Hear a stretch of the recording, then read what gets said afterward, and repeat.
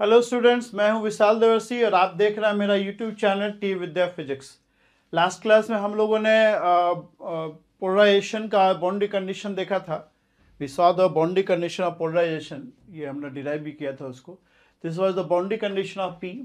अब इस क्लास में, आज के वीडियो में हम लोग देखेंगे कैसे हम लोग बाउंड्री कंडीशन यूज करके और बाउंड चार्ज का सरफेस डेंसिटी निकालते हैं। अगर दो डाइलेक्ट्रिक इंटरफेस फॉर्म कर रहा है तो कैसे हम लोग इस बाउंड्री कंडीशन को यूज करके हम लोग सरफेस डेंसिटी या बाउंड चार्ज निकालेंगे। वॉल्यूम डेंसिटी तो हम लोग डिफरेंशियल फॉर्म ऑफ जो गॉस लॉ ऑफ पोलराइजेशन उसको यूज करेंगे हम लोग। जैसे आपको कहीं कोई वॉल्यूम डेंसिटी निकालना है, sorry, if you want to find volume density तो आप इसको यूज करेंगे। We have the differential form of Gauss law of polarization, so you'll use this one। कहीं भी आपको वॉल्यूम डेंसिटी निकालना है तो आप इसको यूज करेंगे, और सरफेस डेंसिटी निकालना है then you will be using boundary condition of P. Boundary condition of P use करेंगे। तो आज के लेक्चर में यही हम लोगों को देखना है। जो भी students IIT JAM, CSR NET, GATE, JEST, TIFR कोई भी एग्जाम, कॉम्पिटिटिव एग्जाम दे रहे हैं ग्रेजुएशन और पोस्ट ग्रेजुएशन लेवल पे, वो सारे लोग इस चैनल को सब्सक्राइब कर सकते हैं, ज्वाइन कर सकते हैं हम लोग को। और इवन जो भी ग्रेजुएशन भी कर रहे हैं, जिनका फिजिक्स सब्जेक्ट है ग्रेजुएशन में, वो सारे लोग भी हमसे जुड़ सकते हैं। और even those who are not preparing for any exam, और कोई सब्जेक्ट भी नहीं है लेकिन वो हायर फिजिक्स में इंटरेस्टेड है, वो लोग भी हम लोग को सब्सक्राइब कर सकते हैं। Okay, so we are doing the topic of determination of bound charges in this lecture। Bound charge determine करने देखेंगे कैसे हम लोग डिटरमाइन करते हैं। मतलब बाउंड चार्ज डिटरमाइन करना मतलब बाउंड चार्ज का वॉल्यूम डेंसिटी डिटरमाइन करना बल्क के अंदर, और सरफेस पे सरफेस डेंसिटी निकालना। ठीक है, तो ये कैसे करते हैं वो हम लोग को देखना है। तो सवाल कोई नया नहीं उठा रहे हैं, जो पीछे डिस्कस किया है जिसमें हम लोगों ने इलेक्ट्रिक फील्ड ऑफ पोलराइजेशन वगैरह निकाला था, उन्हीं क्वेश्चंस को ले रहे हैं, उन्हीं में हम लोग जो है बाउंड चार्ज निकालेंगे। ठीक है, तो पीछे देखो हम लोगों ने क्वेश्चन डिस्कस किया है।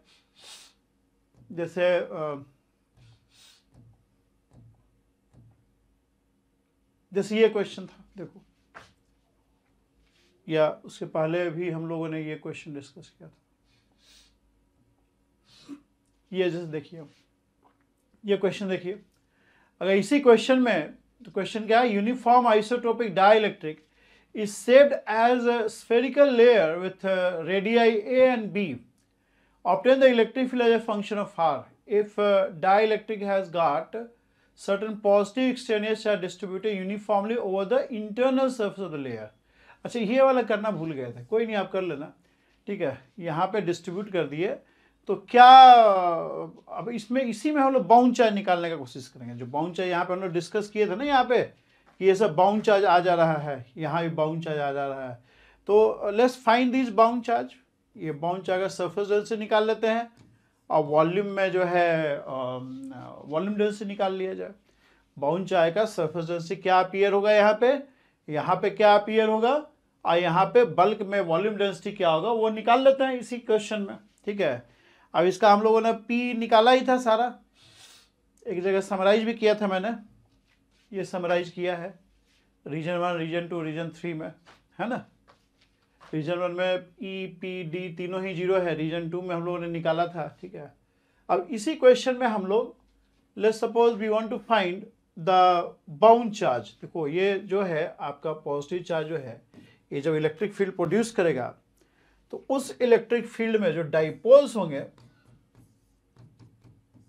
वो इस तरह से अलाइन हो जाएगा। तो क्या होगा, यहाँ पे नेगेटिव बाउंड चार्ज अपीयर हो जाएगा।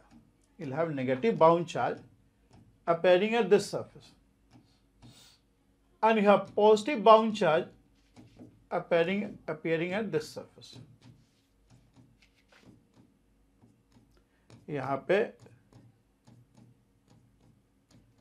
सॉरी,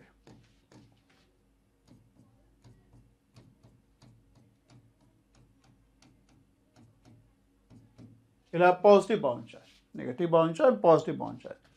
तो इसमें आपसे पूछ सकता है कि find the volume density of bound charge which is lying in the volume, and find the surface density of bound charge which is appearing at this surface and this surface.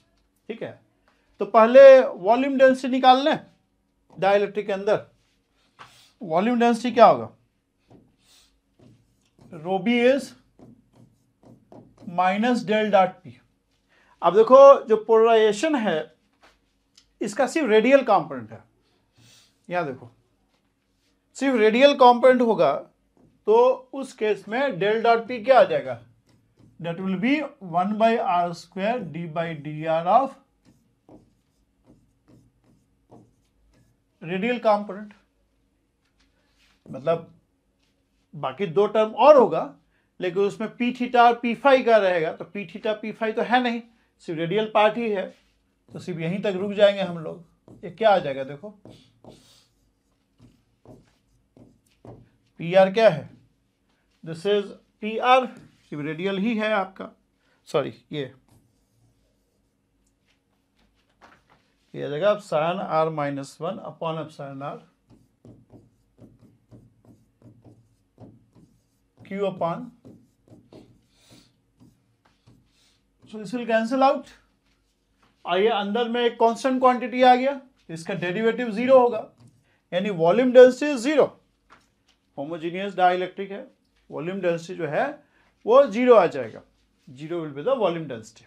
ठीक है, surface density निकालते हैं।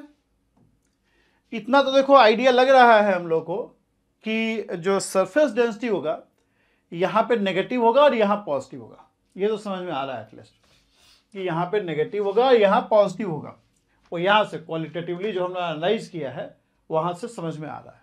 ठीक है, अब हम लोग को इसका वैल्यू निकालना है कि भाई what is the surface density of bound charge on the inner surface and what is the surface density of bound charge on the outer surface. तो देखो सिंपल तरीका क्या है बाउंड चार्ज निकालने का, बाउंड चार्ज निकालने का सरफेस डेंसिटी अगर निकालना हो किसी भी सरफेस पे, आपको अगर बाउंड चार्ज निकालना है, जैसे आपका सवाल आपका ये है कि एक इनर सरफेस है और एक आउटर सरफेस है, यहाँ पे बल्क में P का एक्सप्रेशन दे रखा है आपको, P इज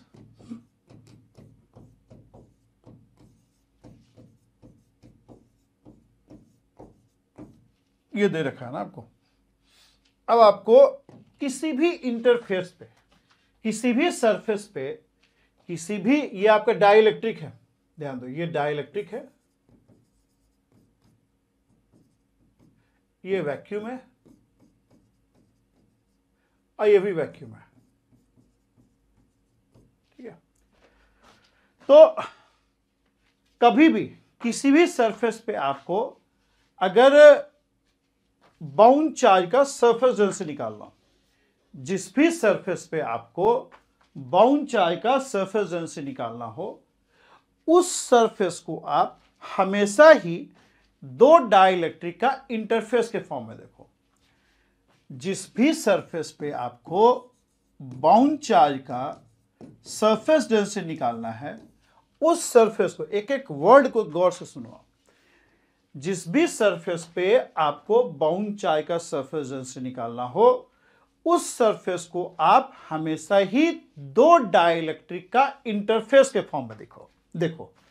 जैसे आपको मान लो इनर सरफेस में निकालना है, तो आप इनर सरफेस को, you just visualise this inner surface as the interface of two dielectric.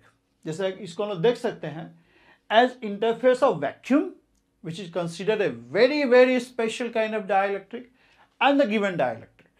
इसको, इस सरफेस को हम दो डाइलेक्ट्रिक का इंटरफेस के फॉर्म में देख सकते हैं, इसमें एक तो जो मीडियम है वो वैक्यूम है और दूसरा मीडियम क्या है, डाइलेक्ट्रिक, जो गिवन डाइलेक्ट्रिक है वो है।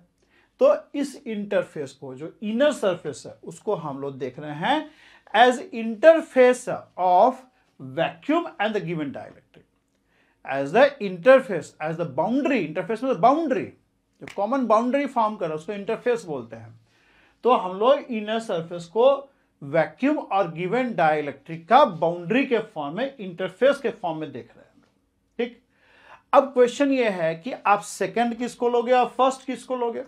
इस पे मैं आपको बताया था कि सेकंड किसको लेते हैं और फर्स्ट किसको लेते हैं, याद है आपको? Which derivative we take it as second and which derivative we take it as first। आपको बहुत क्लियर बताया था मैंने आपको कि जिधर से फील्ड इंसिडेंट होता है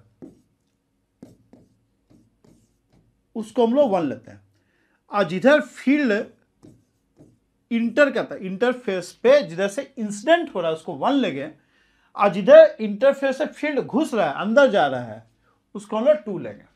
अब वैक्यूम में तो P है ही नहीं, वैक्यूम में तो P नहीं है, लेकिन डाइलेक्ट्रिक में P है, और वहां पे P क्या है बताओ, वहां पे P इस डायरेक्शन में है, वहां पे P जो है इस डायरेक्शन में है। तो we have a good reason of treating this dielectric as 2, क्योंकि यहां पे इंटरफेस फील्ड इंटर कर रहा है, तो इसको हम लोग 1 लेंगे। हालांकि हमको पता है कि P1 जो है 0 होगा, बट फिर भी just for the sake of visualisation हमने ऐसे बना दिया है। ये P2 हो जाएगा और ये P1 हो जाएगा, ये P2 हो जाएगा, ये P1 हो जाएगा। ये सेकेंड डाइलेक्ट्रिक, क्यों सेकेंड डाइलेक्ट्रिक है, क्योंकि इस रीजन में P जो है रेडियली आउटवर्ड डायरेक्शन में है, यानी इंटरफेस से वो फील्ड जो है अंदर की तरफ जा रहा है, तो इसको आप 2 ले लोगे, और जिधर से इंसिडेंट हो उसको 1 ले। इधर तो है ही नहीं, लेकिन ये 2 है तो ऑफकोर्स 1 ही हो जाएगा ना, ये फिर 1 ही हो जाएगा। ठीक है, समझ में आ रहा है कैसे 2 लेना और कैसे 1 लेना है। 2 लेते हैं जिधर इंटरफेस से फील्ड घुस रहा है जिस मीडियम में, उसको हम लोग 2 लेते हैं, और जिधर से इंसिडेंट हो रहा है उसको 1 लेते हैं। तो यहाँ पे तो फर्स्ट जो एक तो वैक्यूम ही है, तो यहाँ तो P 0 है, तो यहाँ तो कुछ कर नहीं सकते, लेकिन इसको 2 लेने का हमारे पास रीजन है, और इसको 2 लेंगे तो इसको 1 ले लेंगे। तो इस इंटरफेस के लिए vacuum will be dielectric 1 and given dielectric will be dielectric number 2। अब एक बार ये डिसाइड हो जाएगा तो उसके बाद ये आप लगा लीजिए, P2n minus P1n equal to sigma B. अब चूंकि ये इंटरफेस जो है स्फेरिकल है, तो स्फेरिकल पे नॉर्मल क्या होगा, रेडियल डायरेक्शन ही नॉर्मल हो जाता है, तो P2n क्या होगा, P2n will be P2 only. P2 is normal to interface, पूरा का पूरा फील्ड ही नॉर्मल है, तो नॉर्मल कॉम्पोनेंट तो फील्ड ही हो जाएगा ना। P1n 0 है कि P1 ही 0 है आपका। वैक्यूम में तो फील्ड पोलराइजेशन होता ही नहीं है, सो P1 is 0, so P1n will also be 0, and that will be equal to sigma b, that will be equal to sigma b। तो surface density of bound charge at this inner surface will be equal to minus of P2। ठीक है, P2 is what, P2 is the polarization in the second direction just near the interface। हमेशा ही आप ध्यान दो कि boundary condition हमेशा near the interface के value को कोरिलेट करता है। So minus P2 will be simply the value of P at R equals to A। So this is epsilon r minus 1 upon epsilon r q upon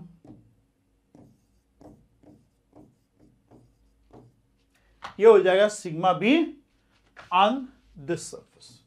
ठीक है, अब outer surface में निकाल सकते हैं हम लोग, आउटर सरफेस में निकाल सकते हैं। अब आउटर सरफेस में निकालना है तो आप आउटर सरफेस को as a interface of 2 dielectric देखो, जिस भी सरफेस पे निकालना है उस सरफेस को आप इंटरफेस ऑफ 2 डाइलेक्ट्रिक के फॉर्म में देखना है। यही तरीका है, जिस सरफेस पे आपको बाउंड चार्ज निकालना है, सरफेस डेंसिटी बाउंड चार्ज निकालना है, उस सरफेस को आप 2 डाइलेक्ट्रिक के इंटरफेस के फॉर्म में देखेंगे।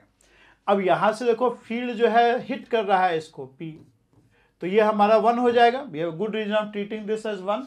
अब देखो इस इंटरफेस के लिए ये डायलेक्ट्रिक 2 था, लेकिन इस इंटरफेस के लिए ये डायलेक्ट्रिक हमारा डायलेक्ट्रिक नंबर 1 हो जाएगा। इस इंटरफेस से P जो है हिट कर रहा है, तो ऑफकोर्स जो वैक्यूम है उसको 2 ले लेंगे हम लोग। अब अगेन ये अप्लाई कर दीजिए, P2n minus P1n equal to minus of sigma B. अब P2n क्या है, P2 ही 0 है बिकॉज सेकेंड डायलेक्ट्रिक वैक्यूम है। अब P1n पूरा का पूरा P ही P1n हो जाएगा, पूरा का पूरा जो P1 है वो P1n ही है, बिकॉज ये जो इंटरफेस है ये भी स्फेरिकल है, तो नॉर्मल टू स्फेयर ही रेडियल, तो P1 पूरा रेडियल ही है, तो पूरा का पूरा P1 ही रेडियल कॉम्पोनेंट हो जाएगा, नॉर्मल कॉम्पोनेंट हो जाएगा। That will equal to minus of sigma B. So sigma B is basically P1 and that is basically nothing but value of P at R equals to B। अब value of P at R equals to B क्या होगा,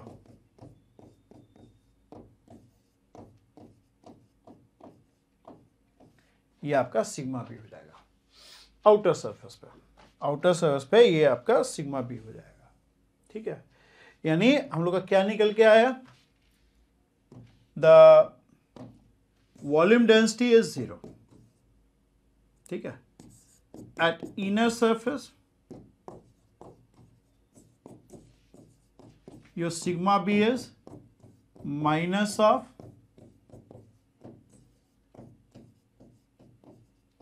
thick, and at outer surface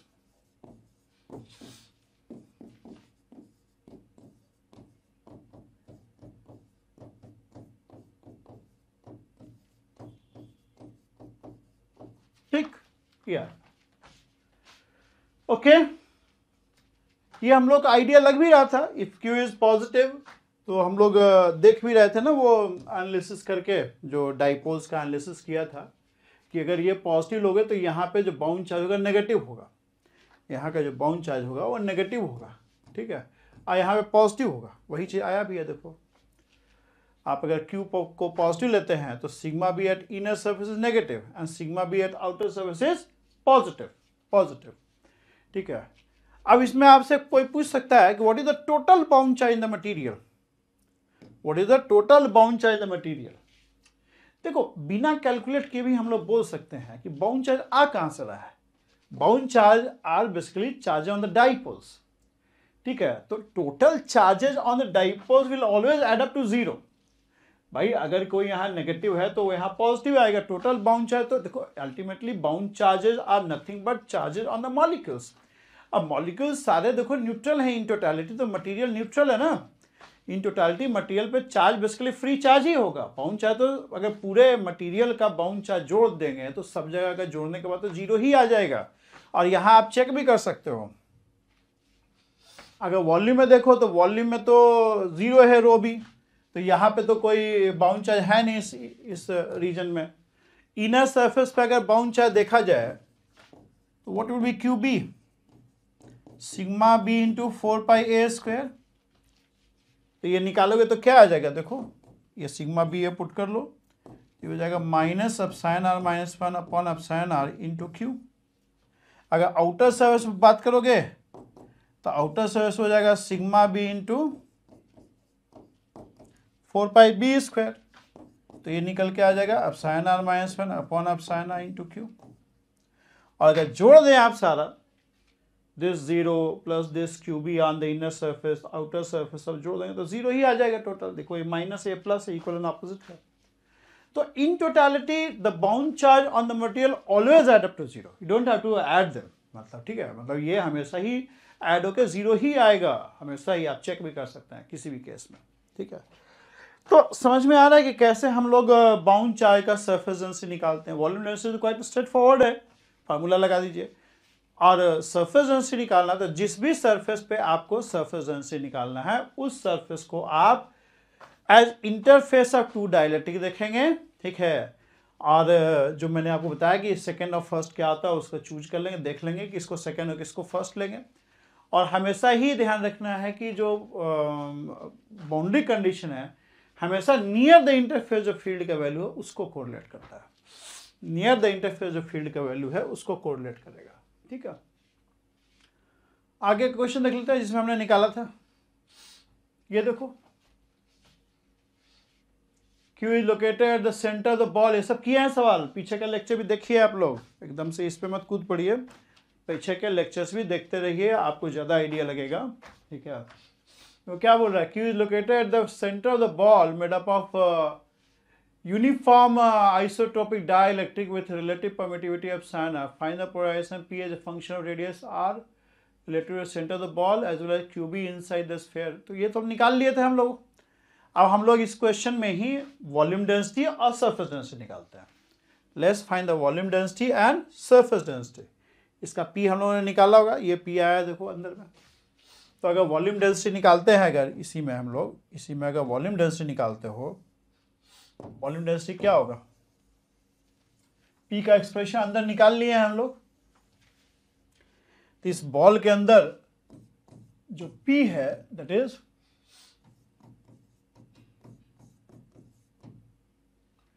into Q upon 4π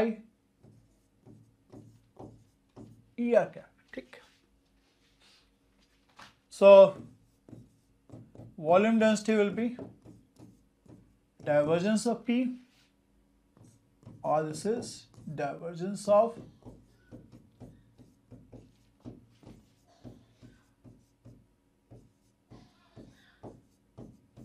right, and this can be written as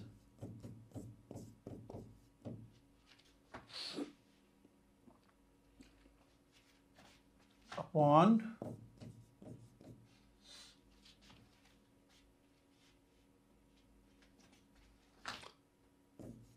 del dot ER cap by R square. Alright, और इसका value क्या होता है? What is it's value? It's value is, आपको याद हो अगर, इसका वैल्यू आएगा Q अपॉन 4 पाई, सी 4 पाई डेल्टा आर, नहीं, दिस इज नथिंग बट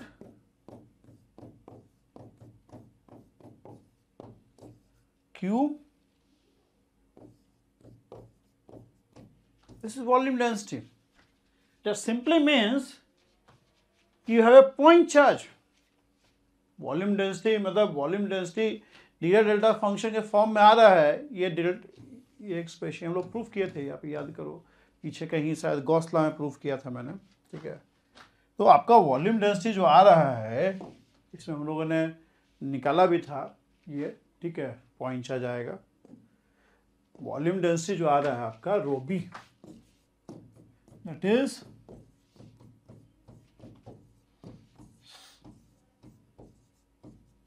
ठीक है।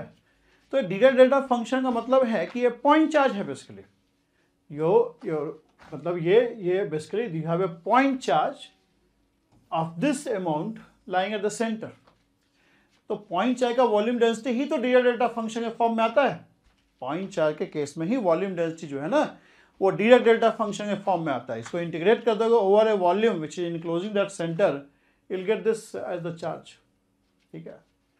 तो इसका मतलब यह है कि आपका इधर कोई डेंसिटी नहीं है, इधर सब जगह जो है रो जीरो है, यहाँ सब जगह रो जीरो, सिर्फ यहाँ पे आपका पॉइंट चार्ज इस टाइप का माइनस पॉइंट चार्ज के फॉर्म का आपका ये आ रहा है, मतलब बाउंड चार्ज का वॉल्यूम में सब जीरो है रो भी, सिर्फ पॉइंट चार्ज एक लाई कर रहा है।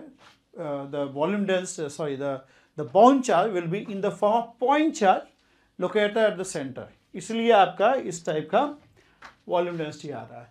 ये हम लोगों ने डिस्कशन किया था। देखो आप गॉस लॉ का differential form of Gauss law का जो यूज कर रहा है, application of differential form of Gauss law of electrostatic वाले चैप्टर में, उसमें हमने काफ़ी डिटेल में डिस्कशन किया था कि कैसे पॉइंट चार्ज का जो वॉल्यूम डेंसिटी होता है वो डीराक डेल्टा फंक्शन के फॉर्म में आता है, ठीक। इसका मतलब ये है कि if I talk about the bound charge in the volume, अगर मान लो किसी भी कोई भी वॉल्यूम कोई भी एक सरफेस लेके इसको इंटीग्रेट करोगे आप, तो आपका क्या आ जाएगा, दैट विल बी सिंपली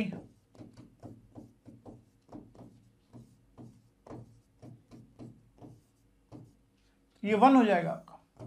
तो डीराक डेल्टा फंक्शन का फार्मूला ही है ना। So that means we have this point charge. This is the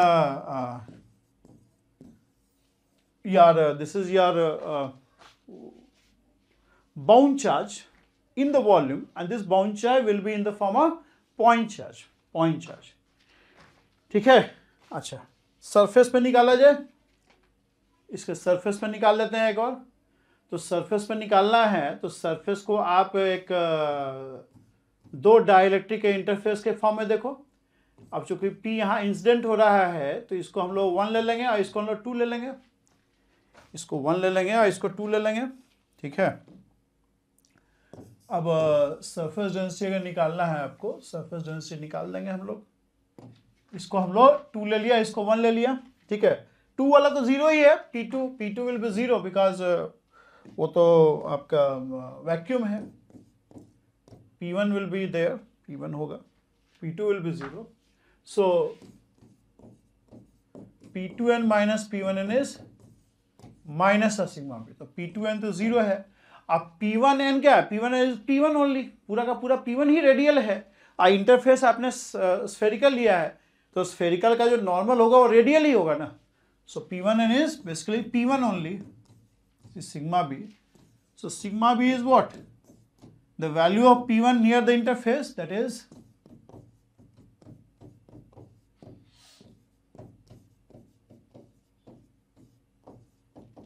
अगर रेडियस r का बॉल है ये हो जाएगा,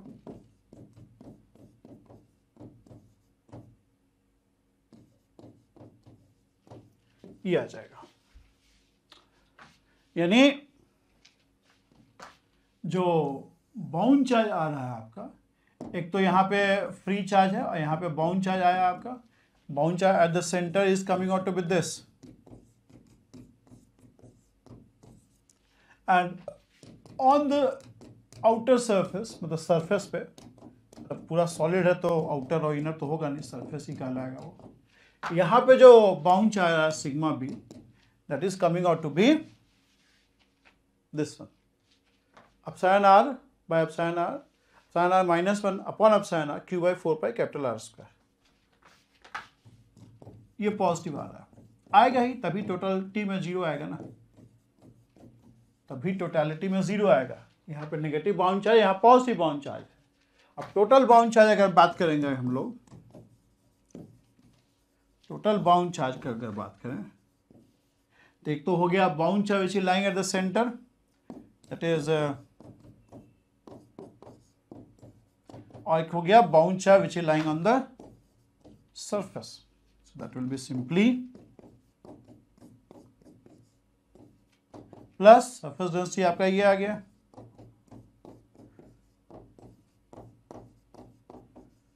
interior ds will be simply area. तो ये सब ऐड होके 0 ही आ जाएगा, ठीक है। So net bound charge will always be 0, net bound charge हमेशा ही 0 होगा, समझे, चाहे कहीं भी आप निकाल के देखो, net bound charge will always be 0। यहाँ नेगेटिव है तो यहाँ पॉजिटिव ही होगा, तभी ऐड होके 0 आएगा, ठीक है, समझ रहे हैं। एक क्वेश्चन और किया था, उसका भी देख लेते हैं।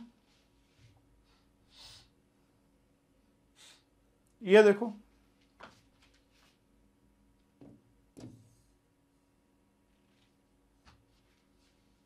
ये extraneous charge is uniform distributed over the diameter sphere of radius r with volume density rho। तो इलेक्ट्रिक फील्ड वगैरह तो निकाल ही लिया था हमने, ठीक है। अब वॉल्यूम एंड सरफेस डेंसिटी या बाउंड चार्ज निकालना है, and hence deduce the total bound charge will add up to 0, तो होगा ही, खैर, ठीक है। तो इस केस में भी हम लोगों ने P वगैरह निकाला था, आप याद करो, इस केस में देखो हमने ये सब निकाला था, P निकाला था, ये P आया था। कर लेते हैं इसको भी, है ना। यहाँ पे हम लोगों ने इसको यही कर लेते हैं। यहाँ पे क्या है, यहाँ पे आपको डाइलेक्ट्रिक दे रखा है, रेडियस r, रो फ्री चार्ज डेंसिटी है, अंदर का P क्या आया है, अंदर में P आपका आया है ये epsilon r -1 upon epsilon r rho r by 3।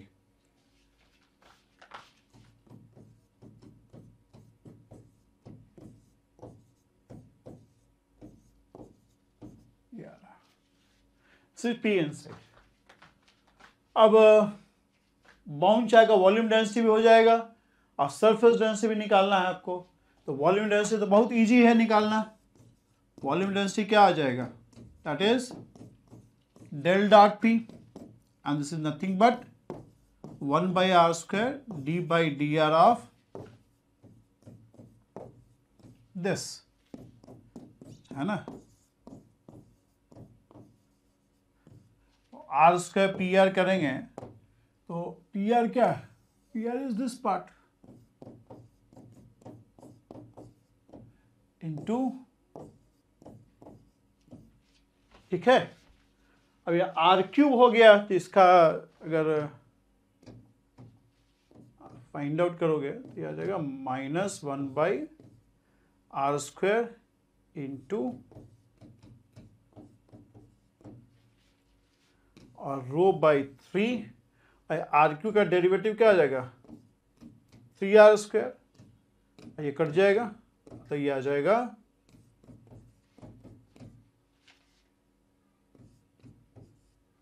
Row.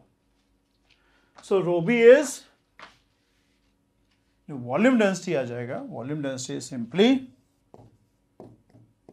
Minus of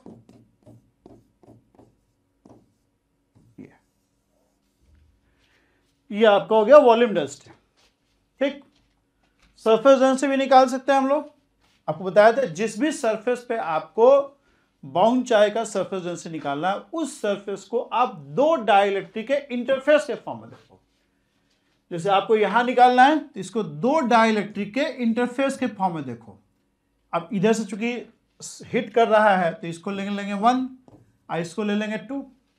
तो सेकेंड डाइलेक्ट्रिक तो वैक्यूम ही है, तो उसमें तो P0 ही हो जाएगा, पर still for the sake of convenience let's take P2 and P1। अब आप बाउंड्री कंडीशन लगा लो, माइनस ऑफ सिग्मा बी, तो P2n तो 0 हो जाएगा। अब P1n क्या होगा, P पूरा का पूरा रेडियल है और इंटरफेस जो स्फेरिकल है, तो स्फेयर के नॉर्मल तो रेडियल डायरेक्शन ही होगा ना। So whole P1n is P1 only. That means sigma b is equal to P1 or it is equal to P at r equals to capital R। अब P का value क्या है, P का value हो गया आपका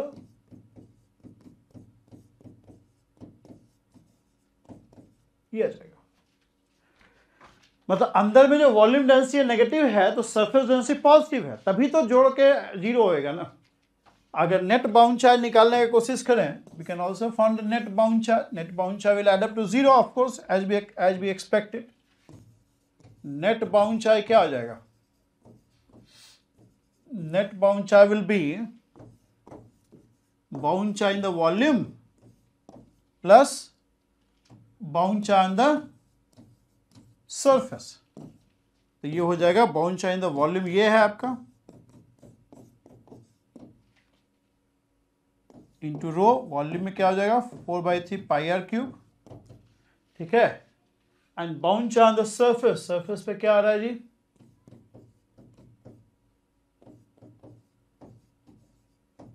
सरफेस एरिया 4πr²। तो आप देख सकते हो they will add up to 0। ये जोड़ के 0 ही आ रहा है, जोड़ के 0 ही आ रहा है, समझ गए। तो इस तरीके से आप निकाल सकते हैं बाउंड चार्जेस। जिस भी सरफेस पे आपको निकालना है बाउंड चार्ज का सरफेस डेंसिटी, उस सरफेस को आप दो डाइलेक्ट्रिक के इंटरफेस के फॉर्म में देखेंगे।